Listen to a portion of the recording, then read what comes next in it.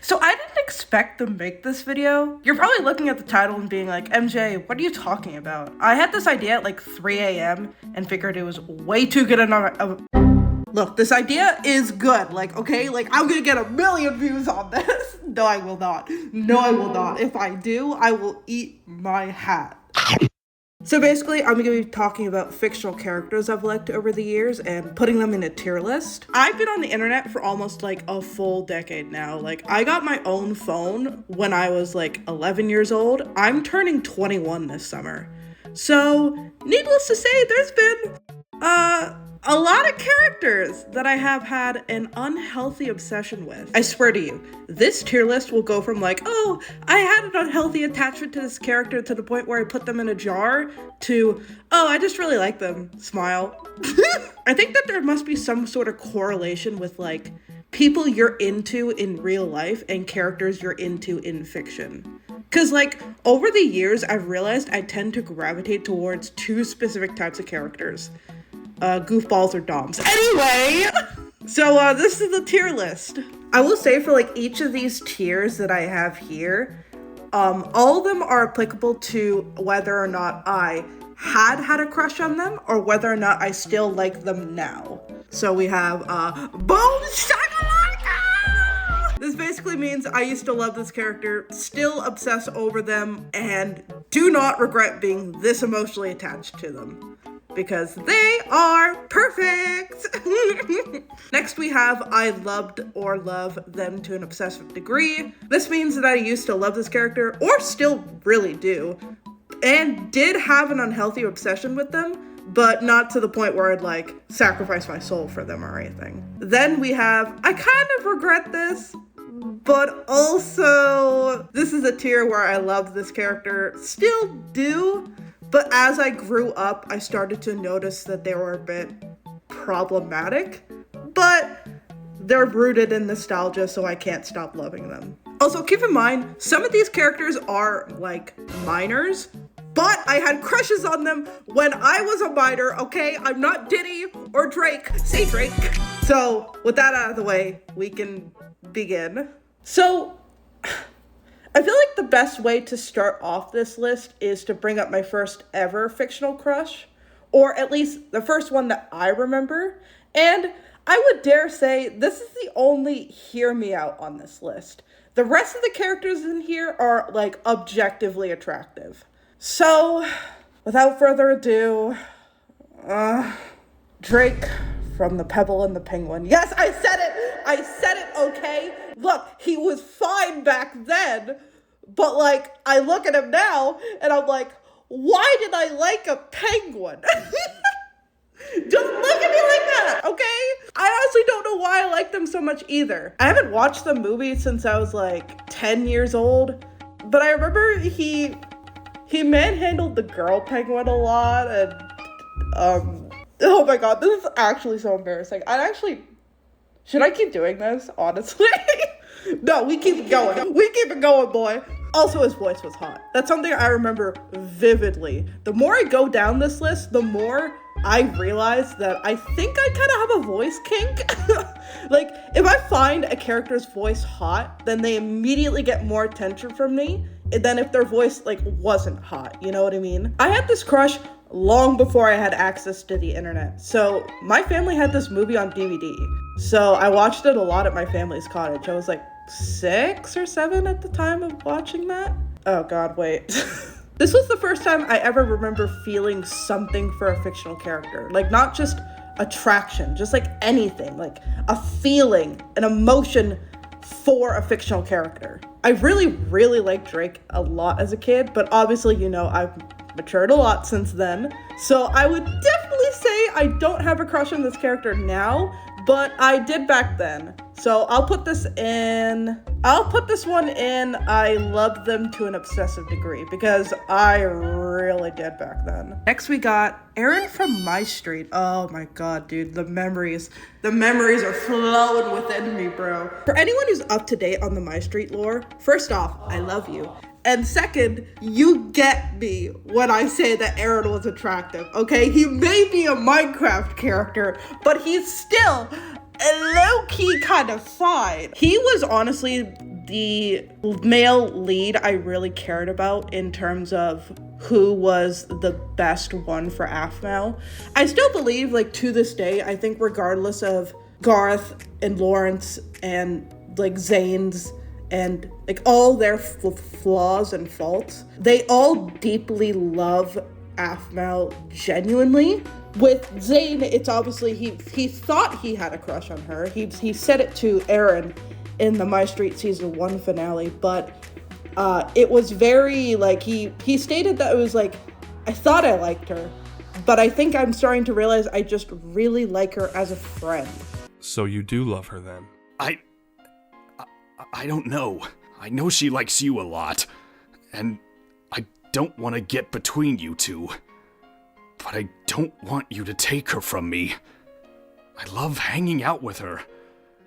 So if you do ask her to be yours, promise me you won't keep her to yourself. Which, honestly, I really fucking vibe with, because I think in a lot of media nowadays, you tend to see, like, two people of different genders, like, getting together simply because they're of two separate genders, you know what I mean? Whereas, like, Jessica was just like, you know what? I'm just gonna make it so that they're really good friends. And that works really well, because in, like, stuff like When Angels Fall, when Zane and Aphmau have both gone through some terrible trauma, they can learn from it through each other because they're such good friends. And I really like that. I really like Zane too. He was good. I really like Keston's voice acting in it. He's really good. He's really funny. I don't really feel the same way towards, like, Garth and Lawrence. Like, Garth and Lawrence are still good characters, but they weren't, like, characters I actively focused on when I was watching the show. My focus was on Aaron because he's my Pookie. And also, you gotta admit, like, earlier PDH and My Street content, Jason's voice was, like, really low, and that was... and that was kinda... I'll be over in a few minutes. You could be her best friend, and she can have as many best friends as she wants. But, I'd rather be her boyfriend. I wouldn't need them if stupid potatoes would watch where they're standing.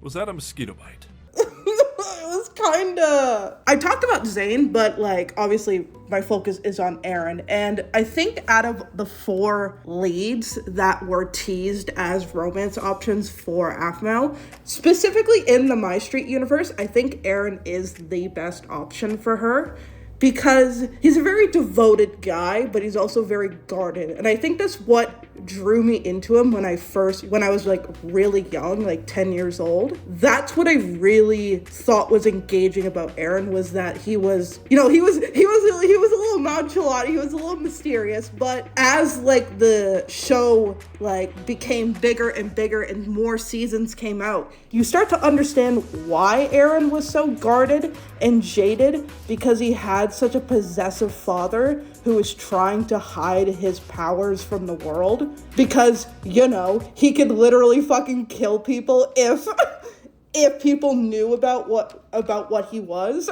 And I also, okay, this is just kind of me, but I also kind of liked it in season 5 specifically, where Aaron was a lot more vulnerable with Aphmau. And I think that kind of also showed in Jason's performance. I'm really shy. He kind of sounds pathetic, and I think that's hot. Okay, with that out of the way, boom shakalaka tier, you go, buddy. If I would give you a smooch, I could. Would, absolutely. Okay, next up is Joker Persona 5. Remembering my old Persona 5 years is like an experience, dude. Been a fan of Persona 5 since it came out in 2017. Like, I got the vanilla version and played it on my shitty ass PS4 Pro that was, like, barely on its last leg. I also got Persona 5 Royal when it came out, played that. If you really want my opinion on it, I think playing Persona 5 for the first time, I think playing Persona 5 Vanilla is better, but the objective way to play Persona 5 is currently Persona 5 Royal. It is the best version of Persona 5. I'm biased. So anyway, this one's kind of short, honestly. There was kind of nothing really about Joker himself that really drew me to him, other than the fact that he was cute, and there's a lot of really good like fan art of him, and he's cute in the anime. So yeah, pretty much nothing to say about this one, but I did very much love them. So I'm gonna put them to, I love them to an obsessive degree. Lucifer, oh my god. First of many Otome game characters, by the way. I bet y'all fucking thought I was about to say that Twink from Hazbin Hotel. No, we're talking about Lucifer from Oh Baby. That man is so utterly fine. Good lord. You'll start to realize later on, my favorite characters are characters with dark hair. Deeply loyal. And I think that's one thing that I want in a man is loyalty, devotion. He's very caring to his brothers because he's the oldest, but he also feels that significant pressure to succeed around them.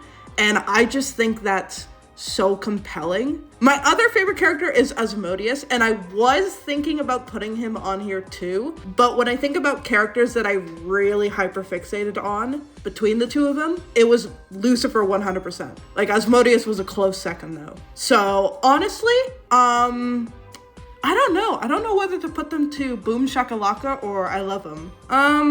I think I'm gonna put them in I Love Them to an obsessive degree. They are so fine though. And Lucifer's voice. 電話を切ったらすぐに扉を開けてくれ。最高の誕 Someone send me a link of those Oh Baby ASMRs they did, because I really want to give that a listen. We got a double feature here, gamers. We got two characters from one single game. We got Yosuke and Kanji from Persona 4. Let's talk about Yosuke first. I would honestly say that out of the two characters from this game, when I finally was able to play Persona 4 Golden when it got ported to newer consoles, my opinion of Yosuke lowered after playing the game. And that sucks because he's kind of a cutie patootie.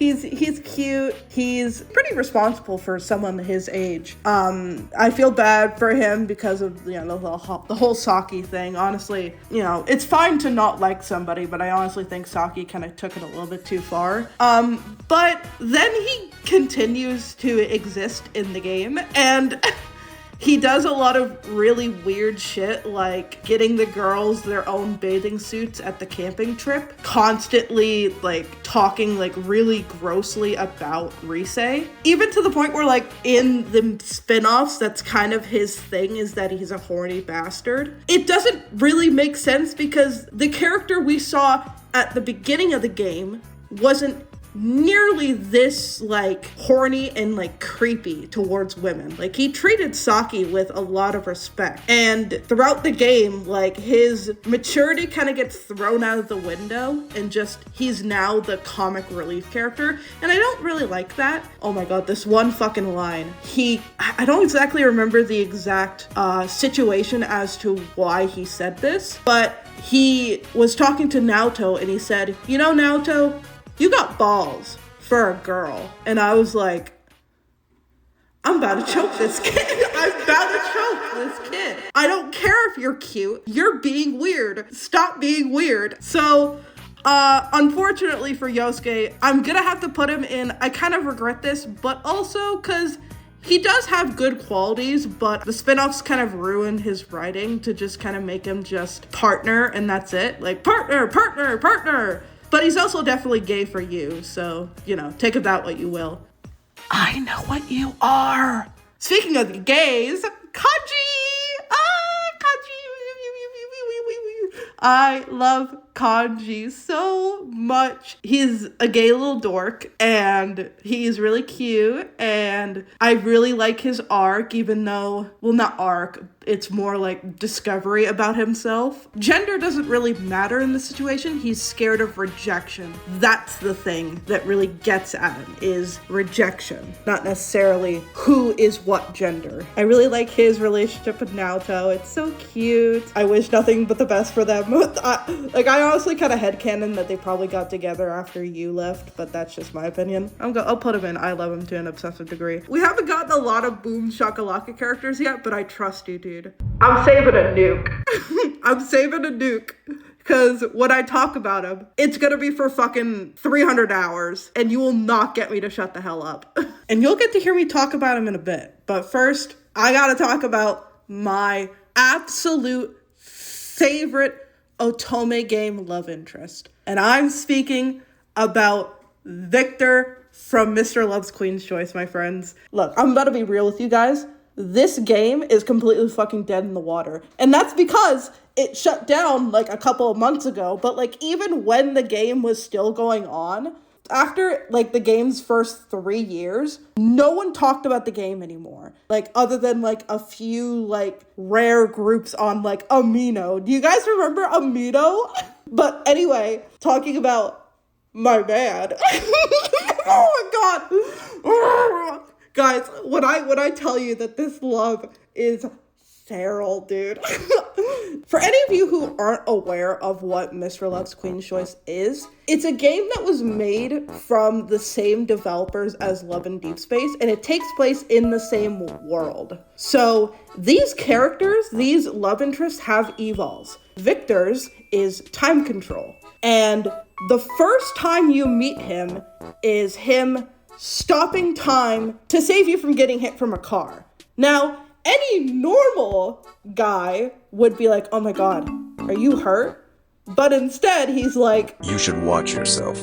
Someone can't come to your rescue every time. And you're just like, oh, I know exactly what you're gonna be. You're gonna be a little bitch.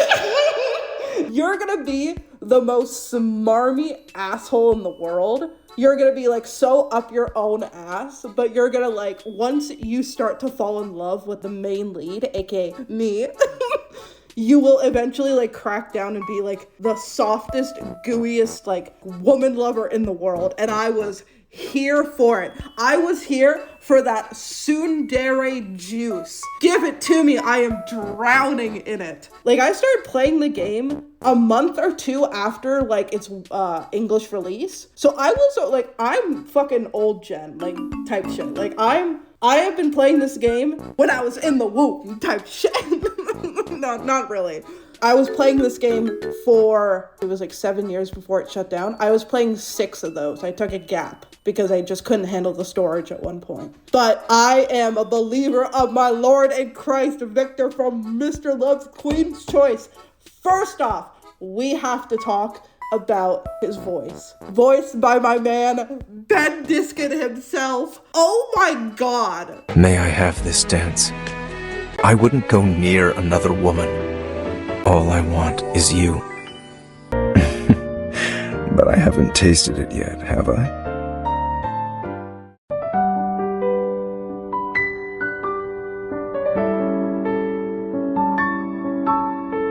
Tastes good. Follow me when you're ready, my bride. Come with me somewhere. You bad girl. Penny for your thoughts. Do you still consider me your dear teacher Victor now? Go on. Why so quiet? How long are you going to watch? Don't always listen to nonsense. There is only one thing you should be happy about. It has always been you, and only you. Just want you here with me.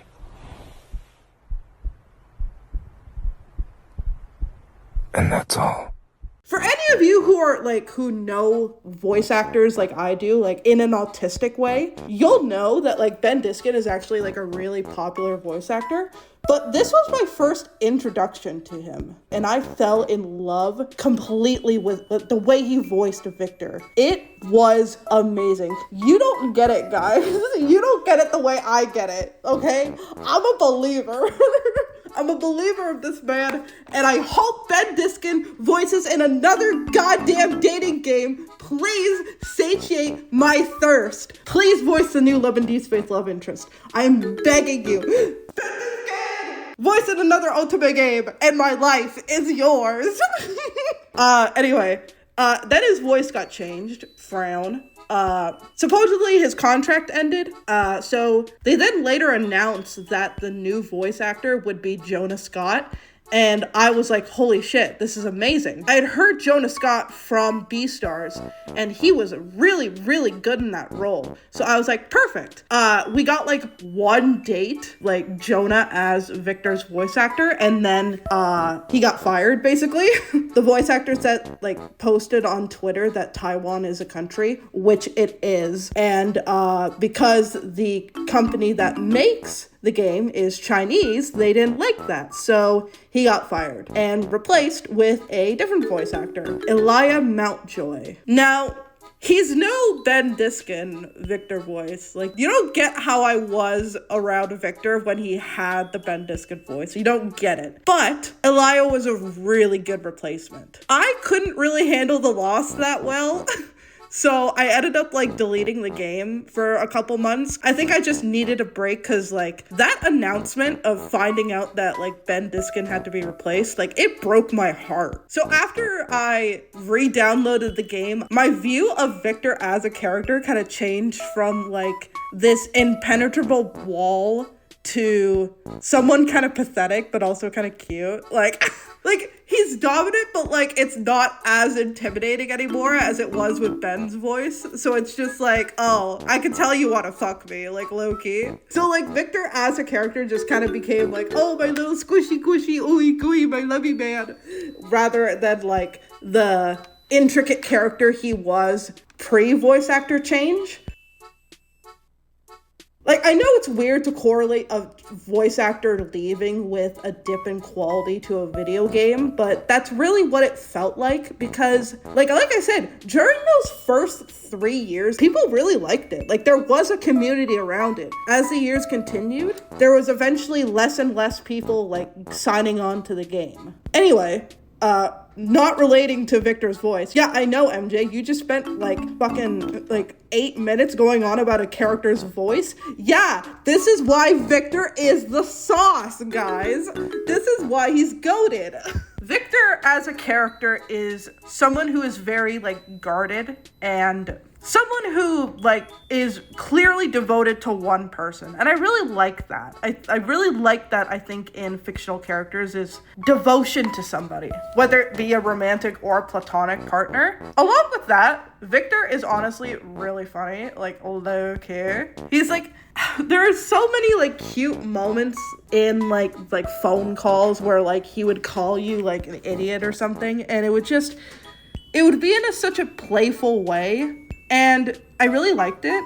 He's also, like, he's so guarded to the point where, like, he just straight up insults you at points, which is really funny. Early game, Mr. Love's Queen Choice had so much sauce, and then it slowly started declining over the years just due to the fact that they weren't making enough money to really like put in the work for this game anymore. Like, the voice actors still put in their fucking A game. Like, don't discredit me here when I say Elijah Mountjoy is a great fucking voice actor, and I hope he gets more roles in the future. That man is really good. Anyway, Victor is going into Boom Shakalaka Baby. If this man was real in real life, I'd probably have a stroke just by hearing that news.